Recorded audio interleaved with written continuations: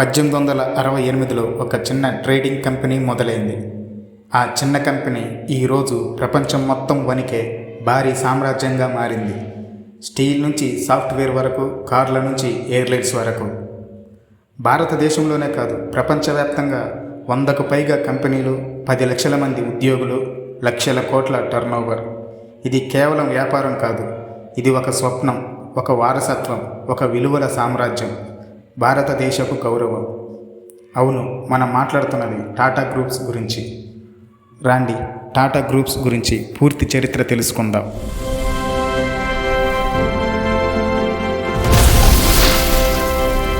మన భారతదేశంలో పారిశ్రామిక రంగానికి పునాది వేసిన వ్యక్తులలో ప్రముఖులు జంషెడ్జీ టాటా.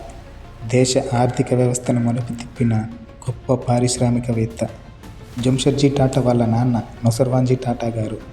నొసర్వాంజీ టాటా గారిది ఒక మధ్యతరగతి కుటుంబం. ఆయన గుజరాత్లోని నవసారిలో జన్మించారు. అక్కడ నుండి ముంబైకి వలస వచ్చి స్థిరపడ్డారు. వీరిది చాలామంది హిందూ మతం అనుకుంటారు, కానీ వాస్తవానికి పార్సీ జొరాస్ట్రియన్. వీరి ముందు తరం ఇరాన్లో ఉండేది. ఇరాన్ మత విద్వేషాల కారణంగా మన భారతదేశం వచ్చి స్థిరపడ్డారు. వీరిది నిజానికి ఇరాన్ దేశం. నొసర్వాంజీ గారు వీరి వంశంలో మొదటి వ్యాపారవేత్త. వీరిది మామూలు సాంప్రదాయమైన పూజారుల కుటుంబం. వీరి వంశంలో మొదటి వ్యాపారవేత్త మన నొసర్వాంజీ టాటా గారే. వీరి పూర్వీకులు ఇరాన్ నుండి భారతదేశం వచ్చి స్థిరపడ్డారు మన గుజరాత్లో. నొసర్వాంజీ టాటా గారు గుజరాత్ నుండి వ్యాపారం కోసం ముంబై వచ్చి స్థిరపడ్డారు. నొసర్వాంజీ జీవన్ బాయ్ల సంతానమే మన జంషెడ్జీ టాటా గారు. జంషెడ్జీ టాటా గారు 1839 మార్చి 3వ తేదీన జన్మించారు. వీరు చిన్న వయసు నుండే గుజరాత్లోని తాత నానమ్మ దగ్గర పెరుగుతూ వచ్చారు.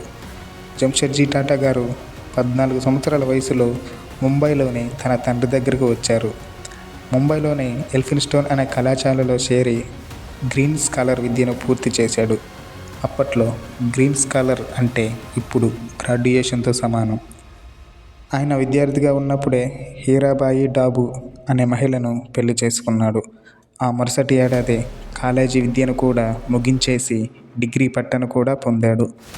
కాలేజీ చదువు అయిన తరువాత తన నాన్నగారైన నొసర్వాంజీ టాటా గారు స్థాపించిన ఎక్స్పోర్ట్ ఇంపోర్ట్ బిజినెస్ చూసుకుంటున్నాడు. నొసర్వాంజీ టాటా గారు తన వ్యాపారం బాగా వృద్ధి చెందాలని తపన పడేవారు. దాని కారణం చేతనే జంషెడ్జీ టాటా గారిని తరచూ విదేశాలకు పంపించేవారు.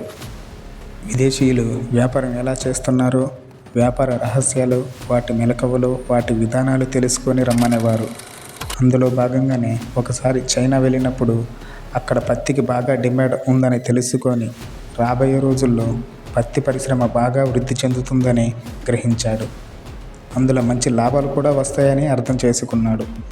జంషెడ్జీ టాటా గారు తన 29 సంవత్సరాల వయసు వరకు తన తండ్రి దగ్గరే పనిచేశాడు. అతను 1868లో 21,000 రూపాయలతో ఒక కమర్షియల్ సంస్థను స్థాపించాడు. ఆ మరుసటి ఏడాది చించ్పోక్లీ దగ్గర దివాలా తీసిన నూనె మిల్లును కొనుగోలు చేసి దానికి కాటన్ మిల్లుగా మార్చాడు. ఆ మిల్లుకి అలెగ్జాండ్రా అని పేరు కూడా పెట్టాడు.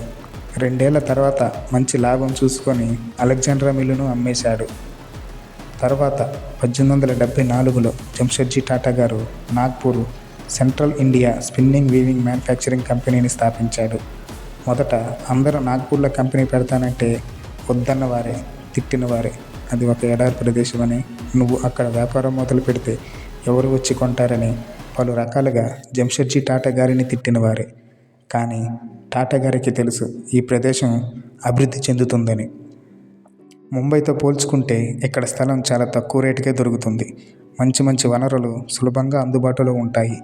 సమృద్ధిగా వ్యవసాయ ఉత్పత్తులు ఉన్నాయి. ఈ టాటా గారి కంపెనీయే తర్వాత నాగ్పూర్కి రైల్వే లైన్ వేయడానికి కారణమైంది. రైల్వే లైన్ వచ్చిన తర్వాత నాగ్పూర్ మరింత అభివృద్ధి చెందింది. 1885 జంషెడ్జీ టాటా గారు పాండిచ్చేరిలో ఒక సంస్థను స్థాపించాడు. అక్కడ ఫ్రెంచ్ వాళ్ళు ఎక్కువగా ఉంటారు కనుక వారికి భారతీయ వస్త్రాలు అమ్మాలని, మంచి వ్యాపారం జరుగుతుందని అక్కడ ఆ సంస్థను పెట్టడం జరిగింది. కానీ ఏవేవో కారణాల వల్ల అక్కడ వ్యాపారం బాగా జరగక తగినంత డిమాండ్ ఉన్న కారణంగా ఈ ప్రయత్నం విఫలమైపోయింది. ఆ తర్వాత అతను బొంబాయిలోని పూర్లా వద్ద ధర్మాసి మిల్స్ను కొనుగోలు చేశాడు. కొంతకాలం ఆ మిల్లును బాగానే నడిపించారు.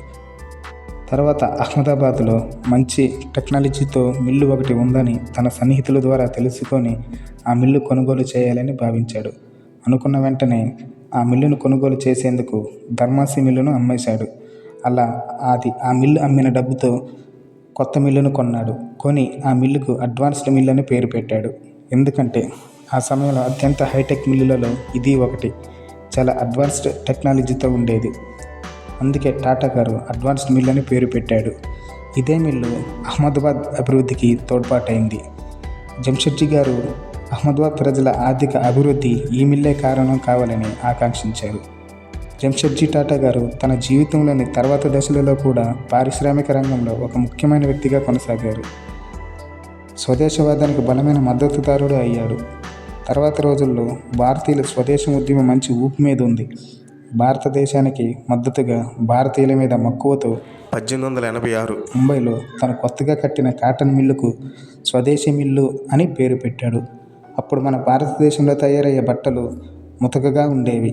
ఇంగ్లాండ్లోని మాంచెస్టర్ నుండి వచ్చే బట్టలు చాలా హై క్వాలిటీగా ఉండేవి. ప్రజలు కూడా వాటిని ఆకర్షితులయ్యారు. బ్రిటిష్ వారు ఆ బట్టలను అధిక రేటుకి మన భారతీయులకు అమ్మేవారు. ఇదంతా దగ్గర నుండి గమనించిన మన జంషెడ్జీ టాటా గారు తన స్వదేశీ మిల్లులో మంచి బట్టలు హై క్వాలిటీ కాటన్ వైపు దృష్టి సారించారు. మాంచెస్టర్ కాటన్ బట్టకి ఏమాత్రం తీసిపోని కాటన్ మన జంషెడ్జీ టాటా గారి స్వదేశీ మిల్లులో తయారయ్యేది. మన ఇండియా అతిపెద్ద కాటన్ ఎక్స్పోర్ట్గా ఎదగాలని కోరుకునేవారు. దానిపైనే దృష్టి సారించారు. మన భారతదేశంలో చేనేత కార్మికులకు మంచి జీవితం అందించాలని కోరుకునేవారు. మన దేశంలో పండించే పత్తిని కూడా గమనించాడు.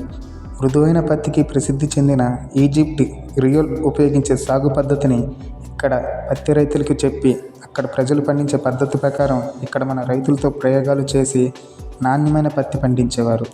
ఆ పండించిన పత్తిని టాటా గారే కొనేవారు. ఒక పక్క ప్రపంచంతో డెవలప్ పరంగా దూసుకుపోతుంటే భారత్ మాత్రం బ్రిటన్ దయా దాక్షిణ్యాలపైన ఆధారపడి అభివృద్ధిలో నానాటికి వెనక్కి వెళుతున్న సమయంలో జంషెడ్జీ టాటా గారు వస్త్ర పరిశ్రమలోకి అడుగుపెట్టారు. మన టాటా గారు అప్పటి బ్రిటిష్ ప్రభుత్వంతో అనుకూలంగానే ఉంటూ భారత జాతి ఉద్యమానికి ఫండ్స్ ఇస్తుండేవారు. జంషెడ్జీ గారు సాయం చేయని కాంగ్రెస్ కార్యక్రమం ఆ రోజుల్లో ఉండేది కాదు. స్వాతంత్ర్య ఆకాంక్ష నెరవేరాలంటే మన స్వదేశానికి అవసరమైన ఇండస్ట్రీ పరంగాను, ఆర్థిక పరంగాను, ఆధునిక విద్య పరంగాను, సాంకేతిక బలం పరంగాను ఇలా అన్ని రంగాలలో బలం పొందాలని చెబుతుండేవారు.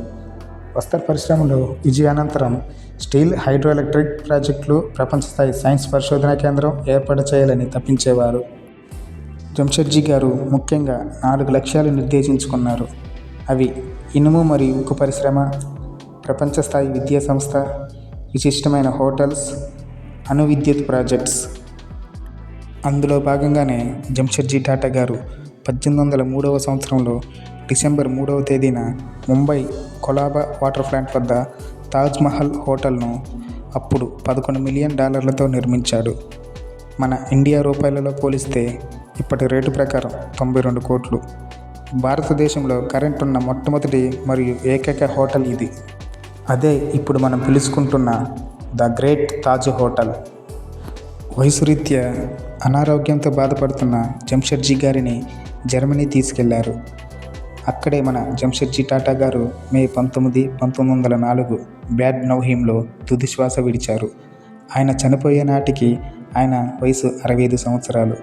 ఆయన భౌతిక కాయాన్ని ఇంగ్లాండ్ తీసుకెళ్లి సరే అనే ప్రాంతంలో ఉన్న వోకింగ్ అనే ప్రదేశంలో పార్సీ పద్ధతిలో సమాధి చేశారు. మన భారతదేశం ఇండస్ట్రియల్ పరంగా గొప్ప స్థానానికి చేరుకోవాలని కలలు కన్న మన జంషెడ్జీ టాటా గారు తన మిగిలిన 3 కోరికలు తీరకుండానే కన్నుమూశారు. ఆయన మరణానంతరం ఆయన కుమారులు సర్ దౌలత్జీ టాటా, సర్ రతన్ టాటా ఆయన కలల ప్రాజెక్టులైన Tata steel, Tata power, India institute of science ప్రాజెక్టులను పూర్తి చేశారు. టాటా గ్రూప్స్ గురించి పూర్తి సమాచారం తెలుసుకోవాలంటే ఒక వీడియోలో సాధ్యం కాదు.